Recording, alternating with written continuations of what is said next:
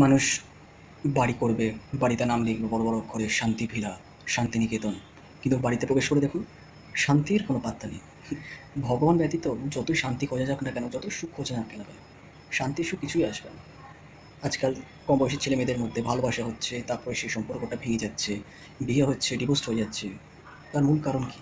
এ বলবে ওর দোষ, ও বলবে ওর দোষ। আসলে দোষটা আরও গভীর, যে ভগবানকে সাথে নিয়ে আমরা কোনোদিন চলিনি, শুধুমাত্র নিজেদেরকে কীভাবে আমরা স্যাটিসফাই করবো, তৃপ্তি করবো, সেটা নিয়েই চলেছি। তাই জন্য যখন তৃপ্তি করতে পারিনি, তখন তার দোষ হয়ে গেল, আমি ছেড়ে চলে যাই।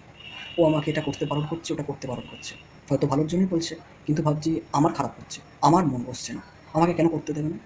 আমি তো একজন স্বাধীন মানুষ। তো নিজের স্বাধীনতা খুঁজতে গিয়ে, নিজেকে স্যাটিসফাই বা আত্মতৃপ্তি করতে গিয়ে যখন অন্যের দোষ ধরবো, তখন আমাদের সম্পর্ক ভাঙবে।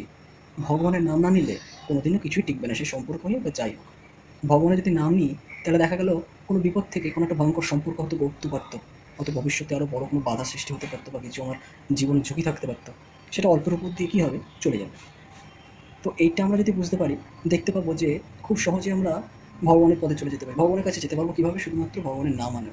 নাম না নিলে, ভগবানের নাম কীর্তন না করলে, ভগবানের কথা শ্রবণ না করলে, আমরা কোনোদিনও যত সুখ শান্তি খুঁজি, এই কাজটা করতে ভালোবাসি, কতদিন একসময় তো শরীর নষ্ট হবে তখন।